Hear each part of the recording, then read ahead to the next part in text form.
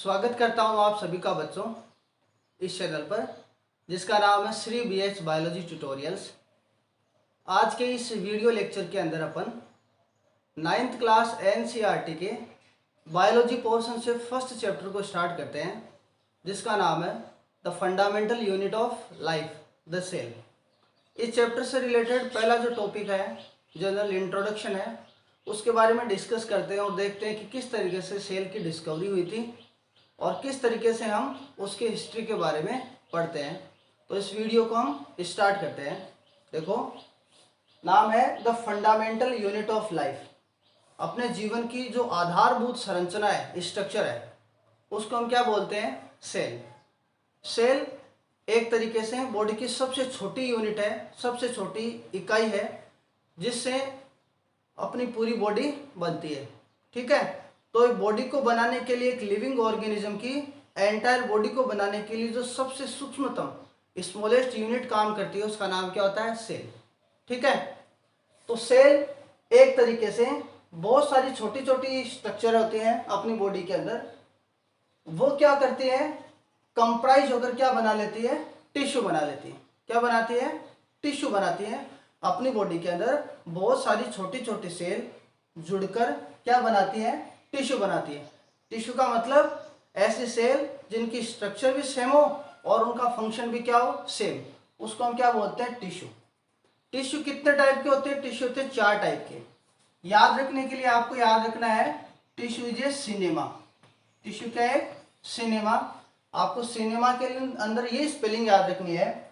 सी का मतलब पहला टिश्यू जिसको हम बोलते हैं कनेक्टिव टिश्यू। एन का मतलब होता है नर्वस टिश्यू। ई का मतलब होता है एपिडर्मल टिश्यू और एम का मतलब होता है मस्कुलर टिश्यू। आगे जब हम पढ़ेंगे ना टिश्यू का चैप्टर, तो आपको और ज्यादा क्लियर हो जाएगा। तो इस तरीके से अपने पास all are the type of tissue. ये किसकी टाइप है? टिश्यू का टाइप। पहला है कनेक्टिव, दूसरा है नर्वस टिश्यू, तीसरा है एपिडर्मल और चौथा मस्कुलर टिश्यू। बहुत सारे टिश्यू जो अपने अभी आपको मैंने यहाँ पर आपको बताए हैं, अपन ने डिस्कस किए हैं, वो क्या बनाते हैं? Tissue system. मतलब साथ में काम करके एक सिस्टम बना लेते हैं, जिसको हम बोलते हैं टिश्यू सिस्टम। टिश्यू सिस्टम जुड़कर अपनी बॉडी के अंदर क्या बनाता है? ऑर्गन बनाता है। आप ऑर्गन बता सकते हो, जैसे आप किडनी बता सकते हो, लीवर बता सकते हो। ठीक है, ये सारे के सारे क्या है? ऑर्गन। बहुत सारे ऑर्गन मिलकर क्या बनाते हैं? Organ system.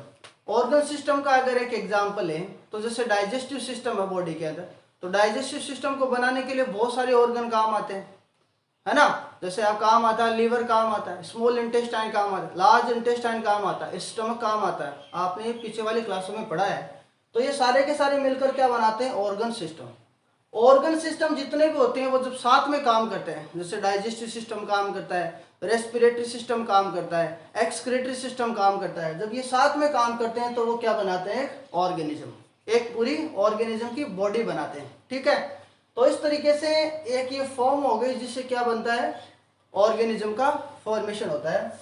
ये सारी जो चीजें हैं, इनके बारे में जो स्टडी होती है, इस तरीके से एक सेल की जो स्ट्रक्चर है और उसके फंक्शन के बारे में जो स्टडी होती है, उसको हम क्या बोलते हैं? साइटोलॉजी। एक टर्म काम में आती है जब भी आप बोलो किसी को कि सेल के स्ट्रक्चर और उसके फंक्शन के बारे में स्टडी कर रहे हो, तो इसका मतलब आप किसके बारे में स्टडी कर रहे हो? साइटोलॉजी। साइटोलॉजी से थोड़ी सी एडवांस एक टर्म है, जिसकी सेल की स्ट्रक्चर और फंक्शन के बारे में स्टडी किया जाता है। साथ साथ प्रोकैरियोट और यूकैरियोट के बारे में भी स्टडी किया जाता है। तो आपको थोड़ा सा इसमें डिफरेंशिएट कर लेना है कि सेल बायोलॉजी का मतलब हम प्रोकैरियोट और यूकैरियोट के बारे में भी स्टडी करेंगे। ठीक है, ये आगे टर्म काम में आते हैं, पूछते हैं ये बायोलॉजी की ऐसी ब्रांच का नाम बताओ जिसके अंदर हम यूकैरियोट और प्रोकैरियोटिक सेल के बारे में स्टडी करते हैं, तो आप बताओगे सेल बायोलॉजी। और आपको ये पूछा जाए कि आप ऐसे ब्रांच का नाम बताओ साइंस की जिसके अंदर हम किसकी स्टडी करते हैं? सेल की स्ट्रक्चर और फंक्शन के बारे में स्टडी करते हैं, तो आप क्या बताओगे? उसका आंसर साइटोलॉजी। ठीक है, अब हम बात करते हैं इसकी डिस्कवरी की। सेल की डिस्कवरी किस तरीके से हुई? एक प्रोग्रेसिव फेज के अंदर धीरे धीरे अलग अलग साइंटिस्ट ने किस तरीके से सेल को डिस्कवर किया, और इससे रिलेटेड जो हिस्ट्री है उसके बारे में हम डिस्कस करते हैं। देखो, सबसे पहले आया इसके अंदर 1590s, मतलब 1590 के आसपास। फिक्स इसमें ईयर का पता नहीं है, तो 1590 के आसपास 2 साइंटिस्ट आए थे। एक का नाम है हेन्स और एक का नाम है जैकेरियस जेनसन। ये दो साइंटिस्ट हैं, एक का नाम है हेंस और एक है जैकेरियस जेनसन। देखो कितना बड़ा नाम है, एक ही नाम है। अगर इसको कोई पीछे से बोले जैकेरियस जेनसन, इसको वापस बुलाने के लिए, तो जब तक ये नाम बोले तब तक तो ये चला जाए, इतने इतने बड़े नाम होते हैं इनके। तो देखो एक तो हेंस और एक जैकेरियस जेनसन, ये दोनों डच साइंटिस्ट हैं, ठीक है। एक इसमें ये फादर है और ये क्या इसका सन है। तो फादर और सन क्या है, ये दोनों स्पेक्टेकल मेकर है, चश्मे बनाते थे ये। तो इन्होंने सबसे पहले एक माइक्रोस्कोप बनाया जिसका नाम था कंपाउंड माइक्रोस्कोप। क्या नाम है जिसका, कंपाउंड माइक्रोस्कोप। ये कंपाउंड माइक्रोस्कोप क्या है, आपको इस फिगर के अंदर दिख रहा है। इस माइक्रोस्कोप के अंदर क्या है, ऊपर की ओर एक आई पीस है। आई पीस वो होता है जिससे हम देखते हैं, और नीचे क्या है, इसके अंदर एक ऑब्जेक्टिव लेंस है। ऑब्जेक्टिव लेंस से हम क्या करते हैं, स्लाइड रखते हैं। आपने लैब के अंदर जरूर देखा होगा, जब स्टेज के ऊपर स्लाइड रखते हैं तो स्लाइड के अंदर जो स्मॉलेस्ट यूनिट होती है, जो छोटी छोटी संरचनाएं होती हैं, जो स्ट्रक्चर होते हैं, उसको हम क्या कर सकते हैं, जूम करके देख सकते हैं। तो माइक्रोस्कोप का नाम ही होता है, माइक्रो मतलब होता है स्मॉल और स्कोप का मतलब होता है विजुअलाइजेशन। तो स्मॉल थिंग्स को अगर हम देख सकते हैं तो हम उसको क्या बोलते हैं, माइक्रोस्कोप। ये कंपाउंड माइक्रोस्कोप है। देखो कंपाउंड वर्ड का मतलब होता है दो लेंस काम में आ रहे हैं इसमें। तो दो लेंस काम में आ रहे हैं, एक तो ऊपर वाला लेंस इसके अंदर जो आईपीस के पास, और दूसरा जो नीचे की ओर है ऑब्जेक्टिव लेंस, उसको हम क्या बोलते हैं, ऑब्जेक्टिव लेंस। और दोनों का कॉम्बिनेशन ही क्या करेगा, किसी चीज को एनलार्ज करेगा, ठीक है। इनके ऊपर क्या रहता है, एक मैग्निफिकेशन रहता है। मैग्निफिकेशन का मतलब आप क्या कर सकते हो, किसी चीज को बढ़ा सकते हो, जूम कर सकते हो, वो होता है मैग्नीफाई करना। मैग्नीफाई करना मतलब आप जूम कर सकते हो। तो लेंस का जो ऊपर वाला पोर्शन है उसके ऊपर 10x 20x ऐसा लिखा रहता है। ऊपर वाले लेंस के ऊपर 10x लिखा रहता है और नीचे वाले के ऊपर मान लो 20x लिखा रहता है, ऑब्जेक्टिव लेंस के ऊपर। तो दोनों को क्या देखेंगे हम, अगर मल्टीप्लाई करेंगे तो जो भी चीज है उसको 200 गुना बड़ा करके दिखाएगा ये आपको ये याद रखना है। तो ऑब्जेक्टिव लेंस क्या करेगा, 20x मल्टीप्लाई करेगा, ये करेगा 10, तो दोनों क्या करेंगे, 200x मल्टीप्लाई कर देंगे किसी भी थिंग्स को जिसको हम जूम करके देख सकते हैं, ठीक है। तो इस माइक्रोस्कोप को सबसे पहले किसने बनाया था, हेंस और जैकेरियस जेनसन ने, जिसका नाम हो गया कंपाउंड माइक्रोस्कोप। बाकी जो माइक्रोस्कोप की स्ट्रक्चर है वो हम किसी और वीडियो में डिस्कस करेंगे। यहाँ देखो, उसके बाद में जो सेकेंड डेट आती है वो आती है 1665, और इसके अंदर मैंने साइंटिस्ट का नाम लिख रखा है रॉबर्ट हुक। एक इंग्लिश साइंटिस्ट है ये रॉबर्ट हुक, ठीक है। इसने क्या किया, सबसे पहले सेल की डिस्कवरी की थी। देखो इसने क्या किया, जो प्लांट की जो कॉर्क होती है, कॉर्क देखा होगा आपने, स्टेम के ऊपर होती है कॉर्क, तने के ऊपर, उस कॉर्क को उसने देखा माइक्रोस्कोप से, जो उसने सेल्फ इन्वेंटेड किया था। उसके अंदर भी दो ही लेंस थे, आप फिगर में देख सकते हो। उसके अंदर कितने लेंस थे, दो लेंस। और उसने जब उसको देखा तो उसको क्या दिखा, उसके अंदर हेक्सागोनल। हेक्सागोनल का मतलब इस तरीके की कुछ स्ट्रक्चर दिखी, जो आप एक जो मधुमक्खी का जो कॉम्ब होता है उसके अंदर देख सकते हो, छाते के अंदर आराम से देख सकते हो आप, जो होल लाइक स्ट्रक्चर होती हैं, उस तरीके की उसको स्ट्रक्चर दिखा। और उसने क्या बोल दिया उसको, सेलुला। सेलुला का मतलब ही ये होता है होल, ठीक है, और होलो स्ट्रक्चर, ठीक है। तो जो होलो स्ट्रक्चर उसने देखा उसको उसने क्या बोल दिया, सेलुला। बाद में इसको किसके नाम से जाना गया, सेल के नाम से, ठीक है। बाद में इसको किसके नाम से जाना गया, सेल के नाम से। ये बात इसने मेंशन की है अपनी एक बुक जिसका नाम होता है माइक्रोग्राफिया। इसके अंदर मेंशन की है, माइक्रोग्राफिया के अंदर। तो आपको क्या समझ में आया, सेल की डिस्कवरी कब हुई थी, 1665 के अंदर।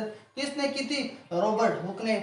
मेंशन किस में किया, अपनी बुक जिसका नाम है माइक्रोग्राफिया, और उसने नाम क्या दिया था, सेलुला। सेलुला का मतलब होता है होलो स्ट्रक्चर, ठीक है। हालांकि उसने डिस्कवरी किस में की, कॉर्क के अंदर। कॉर्क क्या होता है, नॉन लिविंग थिंग्स। तो नॉन लिविंग के अंदर पहले इसने डिस्कवरी की, याद रखना, लिविंग को कभी नहीं देखा इसने किसको देखा था, नॉन लिविंग के बारे में ये बताया कि होल जैसी स्ट्रक्चर है, उसका नाम होता है सेल, ठीक है। अब हम बात करते हैं, नेक्स्ट आता है 1683, और साइंटिस्ट का नाम है एवी ल्यूवेनोव। देखो पहले वाले साइंटिस्ट की तरह ये भी नाम वही, जिसको बुलाने पर भी ये नहीं आएगा, एंटनी ल्यूवेनहोफ, एंटनी वॉन ल्यूवेनहोफ। ये क्या है, डच साइंटिस्ट। इस डच साइंटिस्ट ने क्या किया था, सबसे पहले सिंपल माइक्रोस्कोप बनाया था। क्या किया था, सिंपल माइक्रोस्कोप, सिंपल माइक्रोस्कोप भी एक लाइट माइक्रोस्कोप का टाइप है। देखो लाइट माइक्रोस्कोप वो होता है जिसको देखने के लिए अपन को क्या काम में लेनी पड़ती है, लाइट को काम में लेना पड़ता है, ठीक है। सिंपल माइक्रोस्कोप के अंदर एक लेंस काम में आता है, जबकि जो कंपाउंड माइक्रोस्कोप है उसके अंदर दो लेंस आते हैं। तो इसने कंपाउंड लिया था ना, दो लेंस थे, इसके पास कितना लेंस था, एक ही लेंस थे, उसने देखा। लेकिन इसने लिविंग थिंग्स को देखा। लिविंग थिंग्स का मतलब जैसे एक सेल को देखा इसने, बैक्टीरिया को देखा, स्पर्म को देखा, समझ रहे हो आप। तो इस तरीके की जो लिविंग थिंग्स हैं उसको देखा किसने, एंटनी वॉन ल्यूवेनहॉक ने। तो क्वेश्चन ये बनता है कि 1683 के अंदर ल्यूवेनहॉक ने कौन से सेल को देखा, तो आपको बताना living things like bacteria, egg, sperms, ठीक है। बात करते हैं नेक्स्ट साइंटिस्ट। देखो एक आया था जिसका नाम था आर ब्राउन। ब्राउन का मतलब ये भूरालाल जी थे।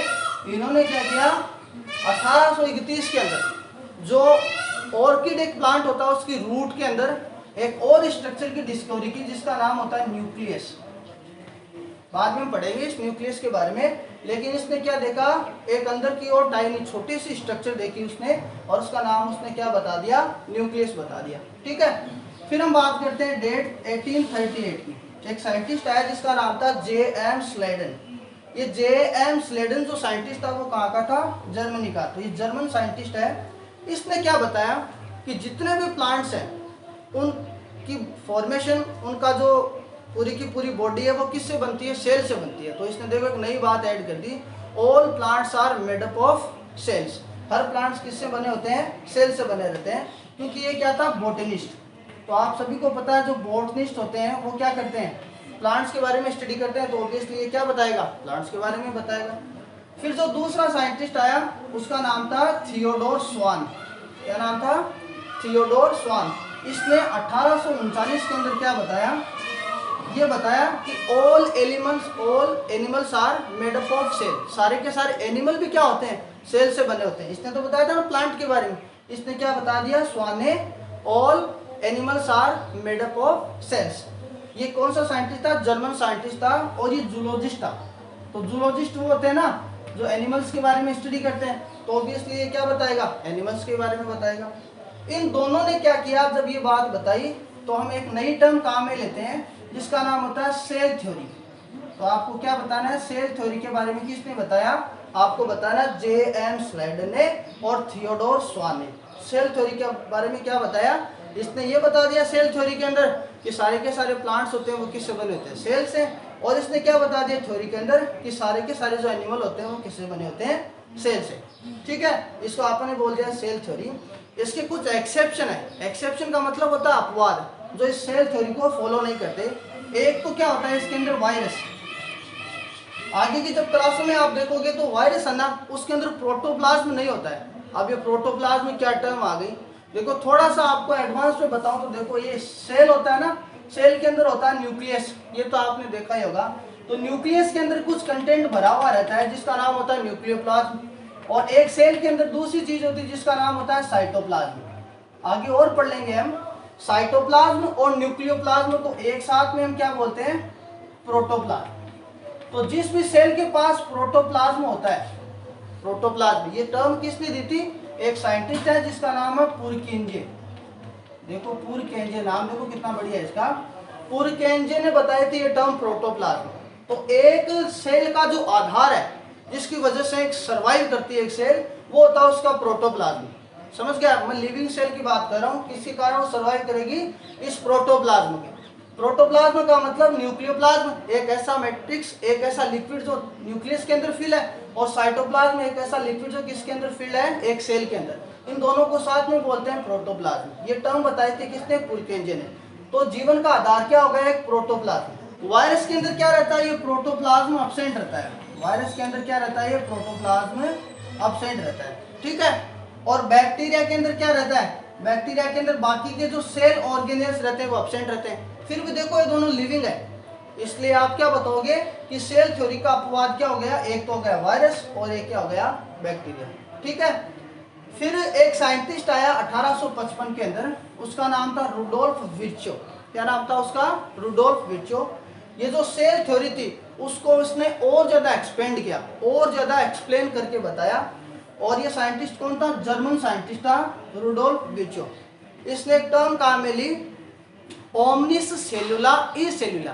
क्या काम में लिया इसने, ओमनिस सेलुला ई सेलुला। एक नई बात ऐड करके उसने बताई कि सेल, जितनी भी सेल इस अर्थ के ऊपर प्रेजेंट है वो प्री एग्जिस्टिंग सेल से बनती है। All cells are made up of pre existing cell. Pre existing cell का मतलब अगर दो सेल बन रही है तो ऑब्वियसली उनको बनाने के लिए एक सेल पहले से प्रेजेंट थी, वो सेल ने सेल डिवीजन किया। सेल डिवीजन के बारे में आगे पढ़ेंगे। सेल डिवीजन का मतलब होता है एक ऐसा डिवाइडेशन जिससे सेल क्या कर सके, दो पार्ट में टूट सके।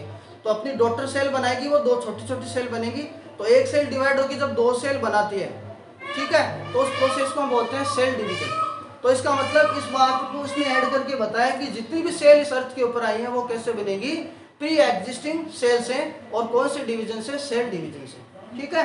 फिर एक साइंटिस्ट है जिसका नाम था नोलोरस का, 1940 के अंदर इसने सबसे क्रांतिकारी एक इवोल्यूशनरी डिस्कवरी की जिसका नाम होता है, इसने बताया इलेक्ट्रॉन माइक्रोस्कोप के बारे में। इलेक्ट्रॉन माइक्रोस्कोप वो होता है जो इन दोनों माइक्रोस्कोप सिंपल और कंपाउंड के कंपैरिजन में भी बहुत ज़्यादा क्लियरली किसी ऑब्जेक्ट को दिखा सकता है। समझ लो, एक सेल के अंदर आप न्यूक्लियस के अंदर भी जो कंटेंट प्रेजेंट है उसको आप बहुत अच्छी तरीके से देखते हो, तो उसके लिए हम किसको काम में लेते हैं, इलेक्ट्रॉन माइक्रोस्कोप को। तो इस तरीके से आपने इसकी थोड़ी सी डिस्कवरी देखी कि किस तरीके से सेल का डिस्कवरी हुई, सेल के अंदर कौन कौन से जो पार्ट्स हैं उसकी डिस्कवरी हुई और इन साइंटिस्ट का इन्वॉल्वमेंट हुआ, ठीक है। इससे अगले वाले वीडियो के अंदर हम देखते हैं difference between unicellular and multi cellular, ठीक है। उसके साथ साथ कुछ और पॉइंट के बारे में डिस्कस करते हैं। आई होप ये वीडियो आपको अच्छा लगा होगा। वीडियो अच्छा लगा तो आपको चैनल को सब्सक्राइब करना है, वीडियो को लाइक करना है। Thank you so much.